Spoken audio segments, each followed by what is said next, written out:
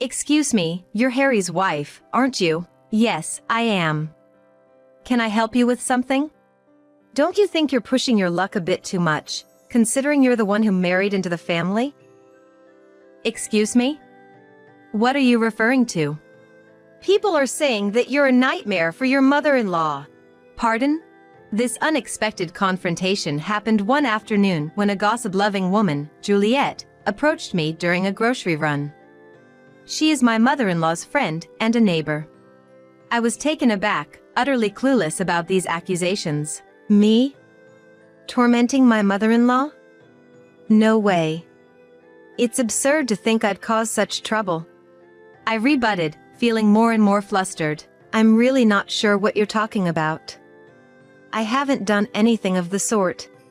But my words fell on deaf ears. Juliet was relentless, not listening to a word I said. Even worse, she said.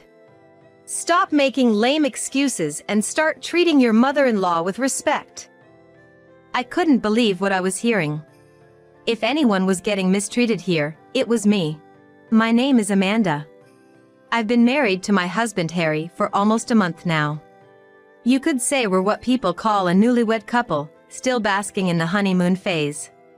I love Harry and wanted to spend the rest of my life with him, which is why we got married. I never doubted that together, we could build a happy life. I thought so and did not doubt it. But who would have thought that such hell awaited me in my dream of a newlywed life? The plan was for Harry and I to live in a new condo after getting married. The condo was scheduled to be completed before our registration date, and we planned to start moving in bit by bit once we registered our marriage. However, due to some unforeseen issues on the builder's end, the completion of the condo was delayed by about 2 months. This meant we couldn't proceed with our moving plans as expected. At first, we considered postponing the registration date and thus, the moving date. But the registration date we had chosen was the anniversary of our 5-year relationship. We were both pretty adamant about getting registered on that day. But we had already terminated the contract for our previous house and had to move out by the end of the month. Then, after leaving the house, there will be no place to live.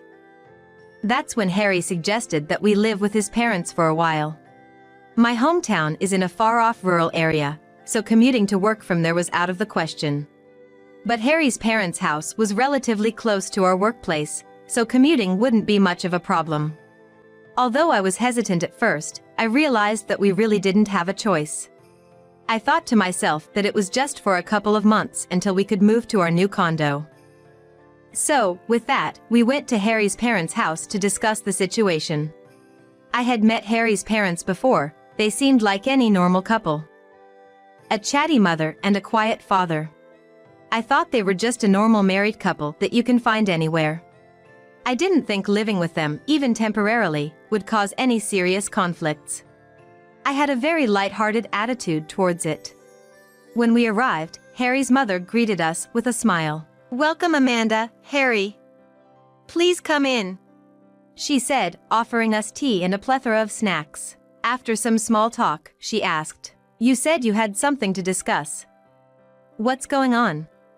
Harry and I exchanged glances, turned back to his parents, and he said, Mom, Dad. I'm sorry to ask this, but can we live here for a while? Both Harry's mother and father looked surprised. I thought you guys had found a new home. His father asked. The construction of the condo we were supposed to move into is delayed. We've already given up our old house, so we need a place to stay for about 2 months. Harry explained. His mother's eyes lit up at that. So, that means we'll be living together, she said. I felt a twinge of unease at her reaction, but, regardless, we were going to be living with them, even if it was for a short while. Would it be alright if we stay with you for a bit? I asked. Harry's mother nodded vigorously, saying, Of course. It'll be lively and I welcome it. With a big smile, Harry's father, who generally didn't voice his opinion against his wife's, consented. Well, if you are okay with it. Now that that's settled, I need to start cleaning the room. Saying that, my mother-in-law seemed to be quite enthused by herself. Honestly, I did sense a slight difference in our enthusiasm towards living together, but I was just grateful to have secured a place to live. Rather, I thought I could never thank my mother-in-law enough for welcoming us so warmly. A few days later, Harry and I got married and moved into his parents' house. On that day, his mother prepared a great feast for us, all of which were Harry's favorites, and he was stuffing his face saying, "This is so good." To be honest, I was a little shocked because he rarely praised the food I made, but seeing Harry's smile somehow made me feel relieved. "Amanda, you're family now. Eat as much as you like," his mother told me. "Thank you," I said, and enjoyed my mother-in-law's delicious food to my heart's content. She prepared separate rooms for Harry and me, and since we were tired that day, we decided to sleep separately. However, the next morning, I was awakened by my mother-in-law's voice. "Amanda? What time do you think it is? Please get up." Wait, sorry?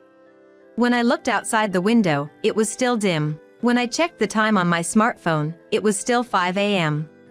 I didn't understand why she woke me up so early on my day off, and when I looked confused, she said, "Don't space out. Please get up. You're in charge of breakfast from today on, okay?" "Well, but I thought we were going to share the chores." When I nervously said this, she laughed. "Hey, what nonsense are you talking about? Don't make me laugh by saying you're going to share chores while you're living here. Hurry up." With that, she left the room. Why did she separate Harry's and my room? At that moment, I thought I had a rough idea. Since then, she's attitude only worsened. Where did she, who welcomed me so warmly, go? Her personality changed so much that I wondered this. If I ever woke up a bit past 5 a.m., she scolded me. "Do you have any self-awareness as a wife? I wouldn't mind if you left." If she didn't like something about the chores I did, she'd say, "What's with the way you're doing things? You're really not educated at all. I'd like to see the faces of your parents." Saying that, she even looked down on my parents. Moreover, she only said such sarcastic remarks to me when Harry wasn't around. When he was there, she would be overly nice to me.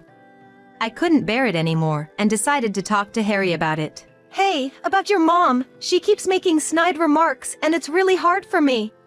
When I said this, "Snide remarks? From Mom? She must be just overly concerned about you thinking you're her daughter." Harry laughed. "I'm seriously worried." No matter how many times I told him this, Harry never took me seriously, and he always ended the conversation by saying, "Mom's just worried about you. Please try to get along." He made a troublesome face after saying that. We hadn't even been married for a month, and this was the situation. I was quite desperate about my newlywed life with Harry. And then, the incident happened. Being taunted and oppressed by my mother-in-law every day, shopping time was the happiest time for me, who was getting close to my limit. I had the day off this day too, so I finished all the tasks that my mother-in-law told me to do and went shopping. After finishing my shopping, I went to the grocery store to buy what my mother-in-law had asked for. Then, someone spoke to me there. "Excuse me, you're the wife of Harry, aren't you?"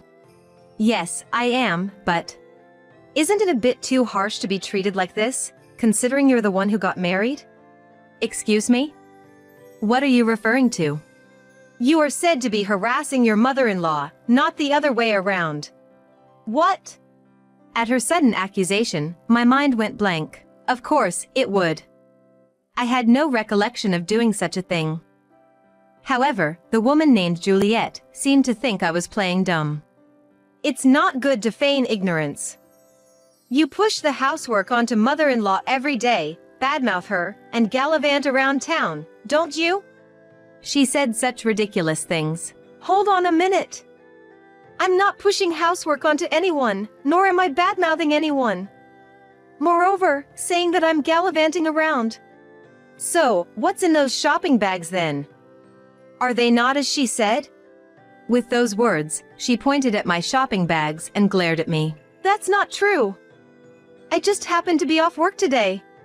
No matter how I tried to explain, she didn't seem to want to listen. Instead, she sighed heavily and said, "I feel so sorry for her. having such a disappointing daughter-in-law. She must be home doing the housework you dumped on her." She said that and left. At that moment, I felt something snap inside me. Am I the one harassing my mother-in-law? Am I the one pushing housework and bad-mouthing? This is ridiculous. The one pushing housework and bad-mouthing, forcing everything onto me while gallivanting around, it's all her, every single thing, it's all my mother-in-law. With that thought, I left the grocery store without buying anything. When I returned home, as expected, my mother-in-law was waiting for me. "You're late. It's embarrassing to gallivant around till this time." She said that. The time was still before 6 p.m. I wanted to retaliate, but I swallowed my anger and replied, "I'm sorry." Then she sighed deliberately and asked, "So, did you get what I asked for?" "I'm sorry." I rushed back home. "So," I replied. Then she started to get angry, her face turning red. "Stop slacking off. Really, how many times do I have to tell you? You're such a useless daughter-in-law. A disappointing one. It's embarrassing that you're my son's wife." She yelled at me. At that point, I smiled at her. "I'll become the kind of daughter-in-law you say I am," and declared. At that, she looked surprised for a moment. "Finally understood, did you?" But she quickly smirked, and then, "So for starters, go buy what I asked for and then start preparing dinner." Before she could finish, I interrupted her. That's impossible. I have to push housework onto you, after all." "What?" As expected, she looked shocked, her eyes wide as she stared at me. What are you saying?" "What am I saying? You're the one who said it, aren't you? That I'm pushing the housework onto you." "Huh." She seemed confused, not understanding what I was talking about. So, for her sake, I explained in detail. "I was approached by your friend at the grocery store today.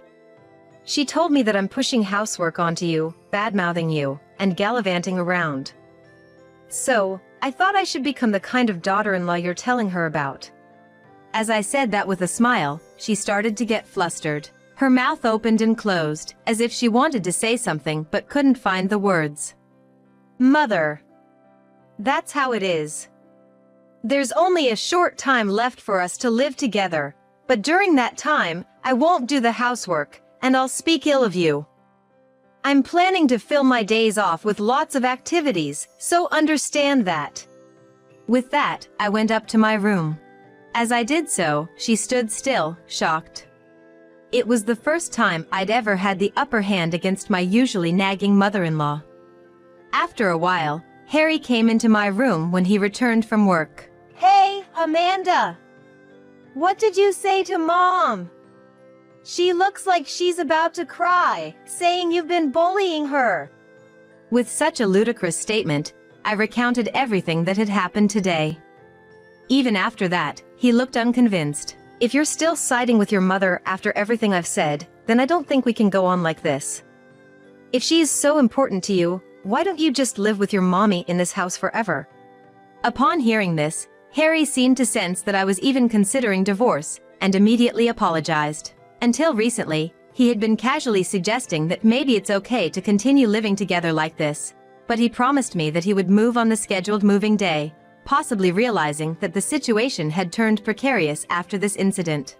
After moving out, we would have as little to do with my in-laws as possible, and if anything came up, Harry would go alone. If my mother-in-law were to harass me again, we would divorce immediately.